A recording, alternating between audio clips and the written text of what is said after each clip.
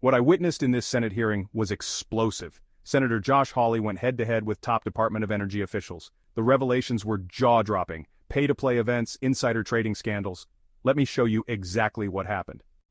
Here's how it started. Senator Hawley questioned Jigar Shah, director of the Loan Programs Office. Do you attend dinners where people pay to see you speak? Mr. Shah, can I just follow up? I didn't understand your answer to the ranking member or to the chairman. Did you say, so you do attend dinners with industry leaders where they pay to see you speak? Was that a yes or a no? I didn't hear. No, I attend many events, some of which I'm invited to speak at. And they don't pay. They don't pay. And many don't pay, and some are like paid conferences and others. But one of the things. Wait, I'm sorry. Wait. That was a yes and a no. So let's just go back. Do you attend events where people pay to see you speak? I have attended where people pay to attend the event. Do you think that's a good idea? I think it's important for us to meet potential applicants, American innovators and entrepreneurs who want to scale up their technology. Applicants for loan programs? Applicants for DOE funding. Wait a minute. Wait a minute. You think it's a good idea to go to events where people are trying to get federal money and they're paying to see you? They're not paying to see me. I thought you just said you spoke at events where people paid. Not to see me. I mean, I'm not that important. Shah hesitated, first saying no, then yes. Hawley pointed out the conflict of interest, officials attending paid events. This part was intense. Shah admitted people paid to attend events where he spoke, but insisted it wasn't about him. Hawley wasn't buying it, arguing taxpayers deserve confidence that loans aren't influenced by pay-to-play access. Honestly, this is the kind of business as usual that fuels distrust. What's your title? You're the director of what? Of the Loan Programs Office. You're the director of the loan programs for the federal government, Department of Energy. People who want to get loans from the government are paying to see you, and you think that that's fine?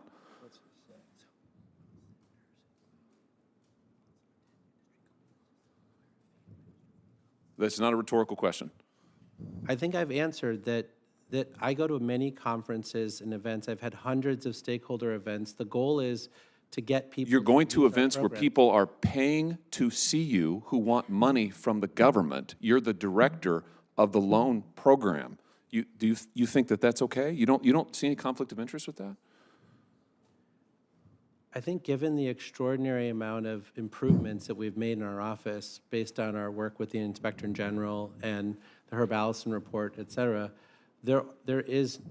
I do not make a decision on whose applications are accepted in the loan programs. But you don't think there's an appearance of a conflict of interest that people are paying to get access to you? I think that it would be a conflict of interest if people are paying to get access to me, but I don't. Okay, isn't that what they're doing when you speak at events people paid to get into? I mean, correct me if I'm wrong. I mean, if they're not paying, that's fine, but I thought you just said a second ago they're paying.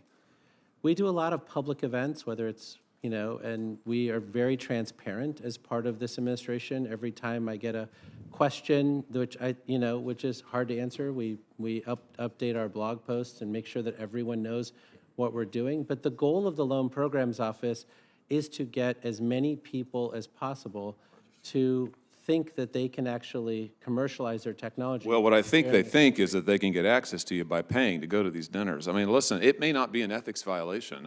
It should be, but maybe it's not. I just suggest to you, I don't think it's a good look.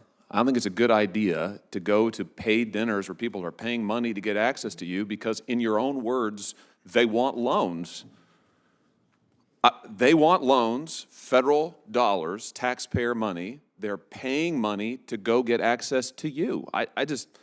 Maybe that's really common. In fact, knowing this government, it probably is really common. But if it is, it's a bad idea. I just submit to you. I'm kind of amazed by this. Ms. Donaldson. But Hawley wasn't finished. He shifted to another bombshell, stock trading inside the Department of Energy. A Wall Street Journal report showed hundreds of DOE officials, including Secretary Granholm, held stocks tied to the energy industry.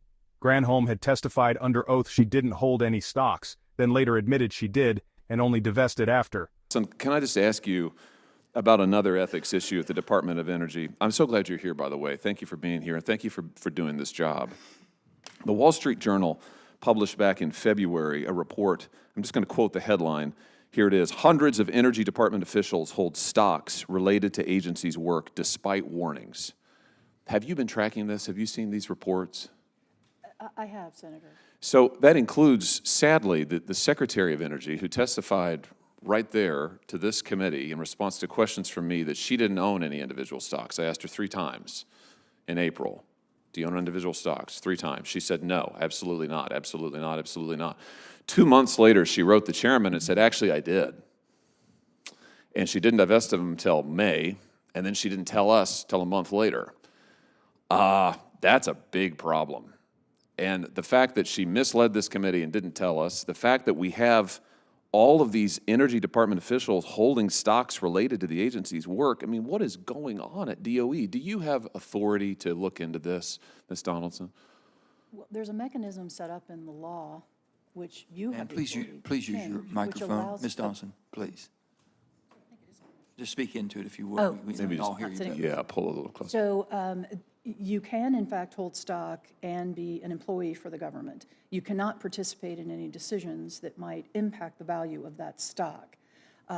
So there's different rules that apply here, and those can be driven by Congress, or they can be driven by regulation or policy. In that particular situation, when you spoke about your questions about other DOE employees, Right. They get notices reminding them, basically. So if they own stock in Ford, they'll get a notice saying, don't forget, nothing having to do with Ford. Yeah. So those notices don't carry with them any kind of penalty. It's part of the process set up to make sure they keep track of their own, what you would view to be a conflict or a potential conflict. Well, my time has expired. I just thank you for your work, Ms. Donaldson. I'm going to send you a letter about this and hope that we might ask you to look into and I know the ranking members already asked you to look into Secretary Granholm's testimony. Hawley argued this undermines public trust. When Hawley pressed DOE ethics officials, their answers were lukewarm. Employees can own stock, as long as they avoid decisions affecting those companies. But enforcement is just reminder notices, no real penalties, just loopholes. It's a system where appearances of corruption get brushed aside if the paperwork looks neat. Hawley ended by highlighting bipartisan legislation to ban senior executive officials and members of Congress from trading individual stocks. This issue cuts across party lines, Republican, Democrat, or Independent. At the end of the day, it's about trust. Trust that our government isn't for sale or influenced by side deals. Conflicts of interest, real or perceived, are eroding public trust in government. Hawley exposed practices most Americans find outrageous. Change depends on public pressure. If you care, like, share, and subscribe for more breakdowns of what's happening in Washington. The more sunlight we shine, the harder it is for these practices to hide.